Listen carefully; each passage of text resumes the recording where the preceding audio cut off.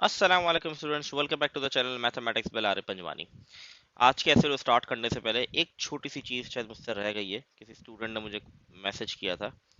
यहाँ पर इसमें यहाँ पर एक वर्ड यूज हुआ हुआ है, मॉड्यूलस फंक्शन।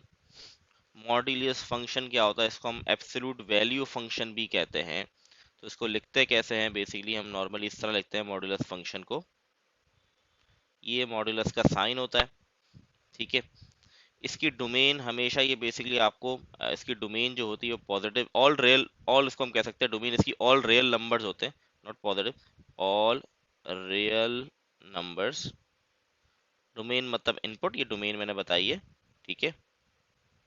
और इसका जो आउटपुट होता है वो हमेशा ही पॉजिटिव, क्योंकि मॉड्यूलस साइन नेगेटिव को पॉजिटिव में चेंज कर देती है, तो इसका जो आउटपुट होता है वो हमेशा पॉजिटिव में ही आएगा। तो इसका आउटपुट हम कह सकते हैं, इसकी रेंज, आउटपुट मतलब रेंज हम कह सकते हैं जो इसकी होगी वो होगी हमारे पास जीरो भी आ सकती है टिल इन्फिनिटी, ठीक है। तो ये इसकी रेंज है और ये इसकी डोमेन है, ठीक है। बड़ा सिंपल सा था इसके अंदर। और इसका अगर हम ग्राफिकली शेप की बात करें तो नॉर्मली इस तरह का शेप जनरेट होता है इसका, मैं बता देता हूँ, एक रफली बता रहा हूँ मैं। ये इसका इस तरह का शेप जनरेट होता है, ठीक है, वी की फॉर्म में, ठीक है जी। तो ये हो गया, ये रह गया था, किसी ने मैसेज किया था मुझे कि आपने ये बताया नहीं, तो मैंने कहा इसको कवर कर लें। चले जी, आज की कहानी स्टार्ट करते हैं। आज की क्लास में हमारे पास क्या क्या टॉपिक्स है, इसको जल्दी से एंड करने की कोशिश करते हैं। इसमें बहुत सारी छोटी छोटी चीज़ें। अच्छा, first of all congratulation to all of you. Result की बहुत बहुत मुबारक हो आप सबको। माशाल्लाह आप लोग का बहुत अच्छा रिजल्ट आया, मुझे बहुत अच्छा फीडबैक मिला आप लोगों की तरफ से भी। इंशाल्लाह आई होप कि सेकेंड ईयर में भी आपको इसी तरह का रिजल्ट इंशाल्लाह मिलेगा।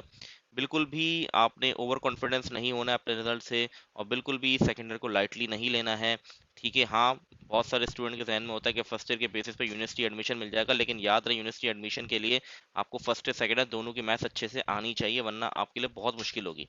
तो प्लीज़ इस चीज़ का ध्यान रखिएगा, ठीक है। तो आपने बिल्कुल भी रिलैक्स नहीं होना है। ये इसी कंसिस्टेंसी के साथ अपनी गलतियों को इम्प्रूव करते हुए आगे भी इसी तरीके से अपने आप को लेकर चलना है। एक साल की और की बात है, एक बार यूनिवर्सिटी में एडमिशन हो गया तो फिर ऑटोमेटिकली बहुत सारी चीज़ें आसान हो जाती हैं। तो स्टार्ट करते हैं।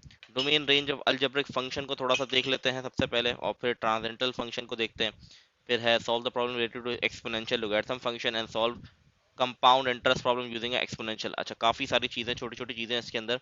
पहले हम देख लेते हैं फंक्शन, अलजेब्रिक फंक्शन देख लेते हैं, ठीक है। उसकी डोमेन और रेंज को समझ लेते हैं। फॉर एग्जांपल, अब एक बेसिक एग्जांपल मैं सबसे पहले लेता हूँ। अलजेब्रिक फंक्शन को सॉल्व करें, उसकी डोमेन अगर मेरे पास 2x+5 है, जिसमें यहाँ पर डिनोमिनेटर में जीरो आने का कोई भी चांस नहीं है, तो सिंपल मैं कह दूंगा भाई डोमेन इसकी जो है वो ऑल रियल नंबर्स, ठीक है। और इसकी रेंज भी क्या होगी? ऑल रियल नंबर, ठीक है। मैं सारी वैल्यूज ऑल रियल नंबर्स पे पुट कर सकता हूँ और मेरे पास आउटपुट भी सारा रियल नंबर आ सकता है, इसमें कोई भी ऐसी कोई चीज़ नहीं है। जैसे कि मैंने क्वाड्रेटिक और वो जो सिखाया था रूट वाली फॉर्म्स मैंने सिखाई थी, उसके अंदर मैंने एक चीज़ रिमाइंड करवाई थी, फर्स्ट ईयर वाला टॉपिक रिमाइंड करवाया था। इसमें भी वही मैं करके दिखाता हूँ एक बार वापस आप लोगों को, ठीक है। अब मैं थोड़ी डिफरेंट एग्जांपल ले रहा हूँ। एग्जांपल अब ये है, फंक्शन मेरे पास है f x is equal to x-1 x-4। अब ये फंक्शन है, इसकी डोमेन बतानी है। तो डोमेन बताने में क्या है, डोमेन हम इनपुट क्या नहीं कर सकते, सबसे पहले वो बता दूं। यहाँ पर मैं 4 नहीं पुट कर सकता, क्योंकि अगर 4 पुट करूंगा तो डिनोमिनेटर में जीरो आ जाएगा, इन्फिनिटी फॉर्म बन जाएगी। तो यहाँ 4 में इनपुट नहीं कर सकता। तो इसको हम इस तरह लिख सकते हैं, x belongs to all real number except 4। इस तरह भी लिखा जा सकता है, और इसका एक और तरीका है हमारे पास, इस तरीके से भी लिख सकते हैं।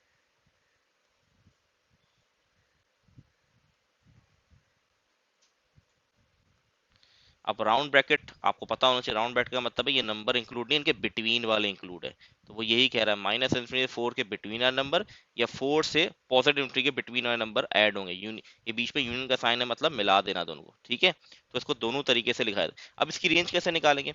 अब ये चीज मैंने वैसे आप लोगों ने फर्स्ट ईयर के अंदर ही पढ़ी है, और मैंने अभी जब पढ़ाया था क्वाड्रेटिक और उसके डोमेन और हम देख रहे थे, उस पर ही बताया था। फिर से रिपीट करता हूँ। सबसे पहले इसका इनवर्स निकाल लेंगे, y के बराबर लेट कर लिया, ये वहां जाके मल्टीप्लाई हो जाएगा। तो वाई एक्स 4y x-1। तो यहाँ से मुझे क्या करना है, मुझे x को बेसिकली यहाँ पर मुझे अलग करना है यहाँ पर।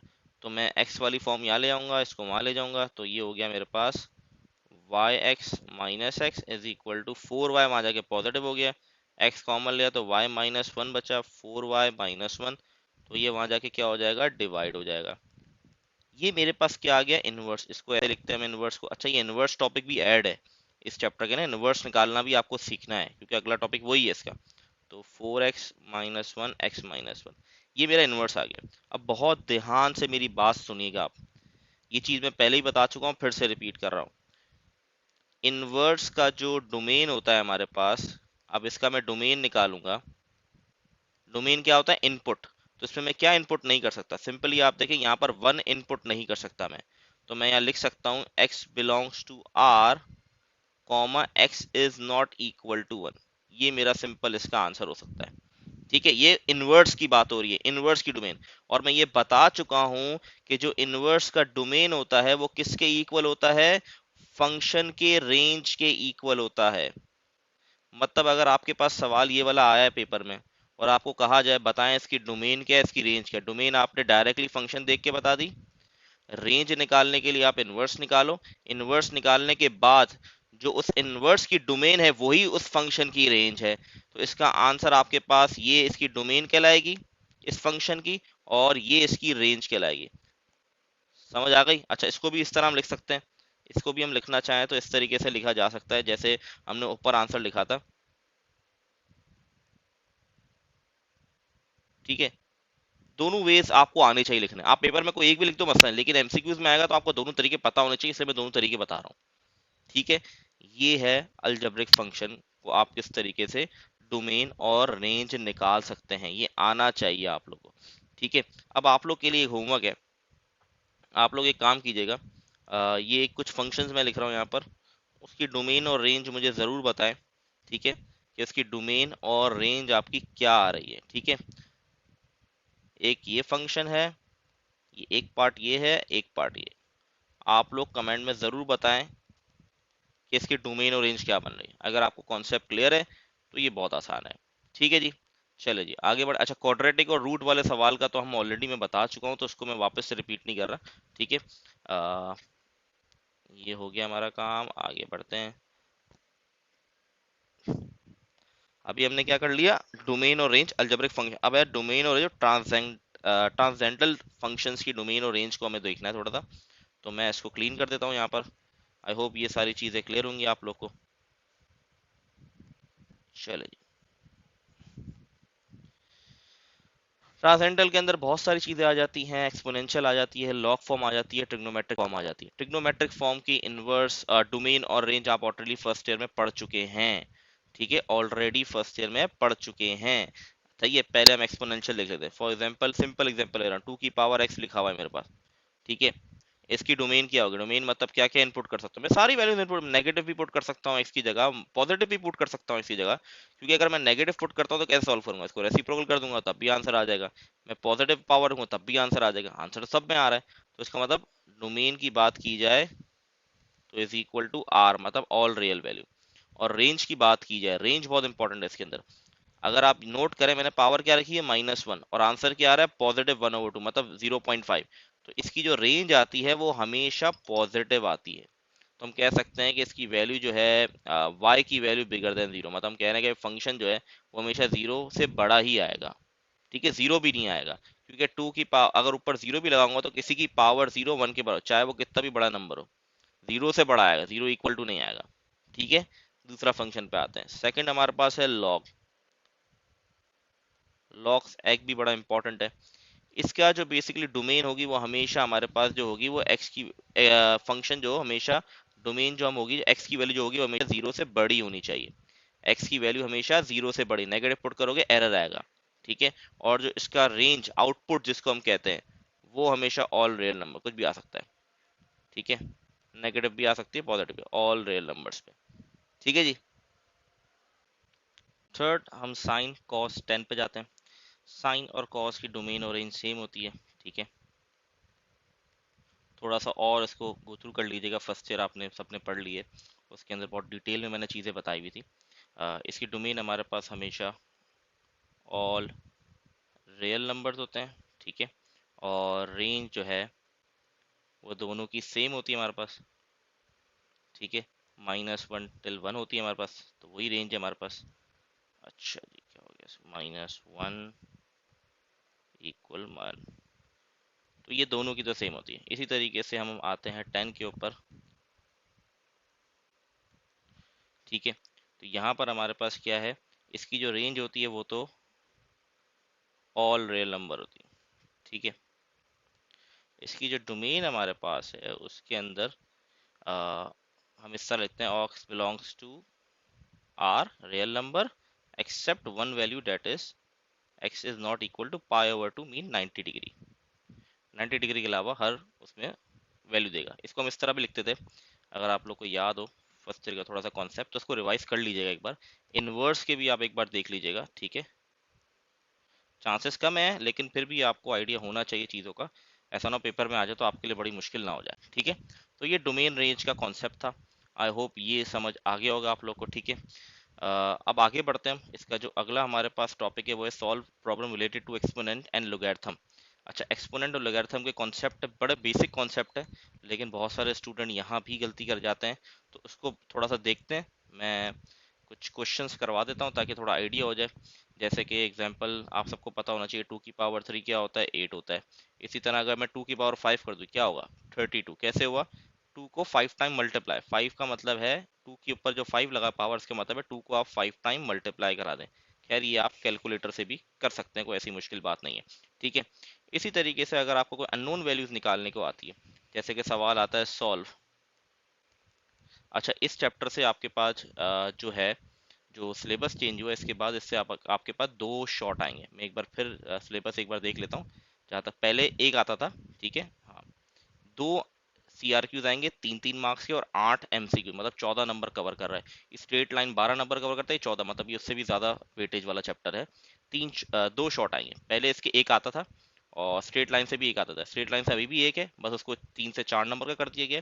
फंक्शन और लिमिट्स का है, उसमें 2 कर दिए 3-3 मार्क्स से। तो 3-3 मार्क्स का मतलब है एक आध सवाल इससे छोटी मोटी चीज़ों से आएगा, जैसे कि मैंने लास्ट वीडियो में एग्जांपल भी दी थी किस तरह का सवाल इस साल के पेपर में आ चुका है। अच्छा, वापस आते हैं सवाल के ऊपर। एक एग्जांपल क्वेश्चन कर लेते हैं हम। जैसे कि फॉर एग्जांपल क्वेश्चन है 3 की power x is equal to 81। अब ये क्वेश्चन है और यहाँ कहा जा रहा है सॉल्व। सॉल्व का मतलब है x की वैल्यू निकालनी है। तो इसका सिंपल रूल क्या होता है, यहाँ बेस 3 है। जब भी आपको ऐसे वेरिएबल की वैल्यू निकालनी हो जो पावर में लिखा हुआ है, तो उसको बेस कैसे बनाई जाए, बहुत सिंपल सा रूल है। उसको बेस कैसे बनाई जा सकती है, आपने जो बेस है दोनों साइड की, इसको सेम कर लेना है। यहाँ पर 3 है, 3 को तो और कुछ चेंज कर नहीं सकता, 3 को और कम तो कर नहीं जा सकते। 81 को चेक करते हैं। 81 हम देखते हैं, 81 2 के टेबल से नहीं और 3 के टेबल से हो रहा है। 3 2 ज़ा एंड 3 7 ज़ा, 3 9 ज़ा, 3 3 ज़ा एंड 3 1 ज़ा। तो इसका मतलब है यहाँ कितने 3 आ गए, 4 आ गए। तो इसका मतलब है इसको मैं इस तरह लिख सकता हूँ, 3 की पावर 4। दोनों साइड की आप देखें बेस सेम हो गई। जब दोनों साइड की बेस सेम हो गई वो कट जाएंगी, और जो पावर में लिखा हुआ है वो बेस में बन जाएगा। तो इसका मतलब x की वैल्यू क्या है, 4 है। ये बहुत बेसिक सा सवाल मैंने आपको कराया है। ये छोटे मोटे रूल्स आप लोग को आने चाहिए। अगर ये रूल्स नहीं आते हैं तो फिर आपको प्रैक्टिस करनी पड़ेगी। इंडिसेस रूल कहलाते हैं सारे एक्सपोनेंट के, ठीक है। बहुत आसान से रूल होते हैं, लेकिन ये सारे रूल्स आते होंगे तो बहुत सारी चीज़ें आसान होंगी, लेकिन अगर ये रूल्स नहीं आएंगे तो बहुत सारी चीज़ें मुश्किल हो जाएंगी आपके लिए, ठीक है। ये एक बेसिक सा सवाल था जो मैंने आप लोग कराया है। इस तरह के कई रूल्स हैं, ठीक है, और इस तरह के कई सवाल आ सकते हैं आप लोग के पास। आपने बस कॉन्सेप्चुअली थोड़ा सा क्लियर रहना है। आपको ये पता होना चाहिए किसी की भी पावर 0 होती है वो हमेशा 1 के बराबर होता है, ये पता होना चाहिए, बेसिक सा रूल है। 1 की कोई भी पावर लिख दें वो हमेशा 1 के इक्वल ही रहेगा, इसमें कोई चेंजेस नहीं आएंगी। बेस सेम होती है तो पावर्स हमेशा ऐड हो जाती हैं, ठीक है। इसी तरीके से डिवाइड ले लेते हैं। अगर बेस सेम है और ये दोनों डिवाइड हो रहे हैं तो पावर हमेशा माइनस हो जाती हैं। ये एक्सपोनेंट को सॉल्व करने के कुछ रूल्स एंड रेगुलेशंस होते हैं जो पता होने चाहिए स्टेज के ऊपर, ठीक है। ये पता होना बहुत ज़रूरी है। अगर ये चीज़ें पता नहीं होंगी तो थोड़ी गलतियां कर जाएंगे आप लोग, ठीक है। तो आई होप ये वाली चीज़ क्लियर होगी। अब एक एग्जांपल लेते हैं एक और क्वेश्चन की।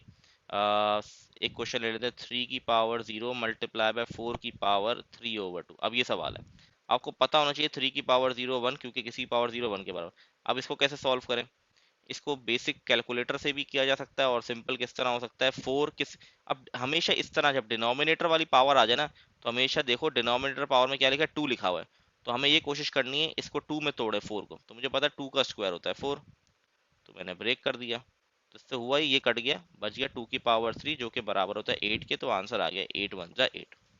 ये छोटी छोटी सी एग्जांपल्स हैं जो मैं आप लोगों को बता रहा हूँ किस तरीके से इसको सॉल्व किया जा सकता है, ठीक है। तो आई होप ये क्लियर होगा, क्योंकि पेपर में लिखा गया विदाउट यूजिंग कैलकुलेटर, तो आपको स्टेप्स दिखाने पड़ेंगे वरना आपको नंबर नहीं मिलेंगे अगर आप डायरेक्ट करने जाएंगे, ठीक है।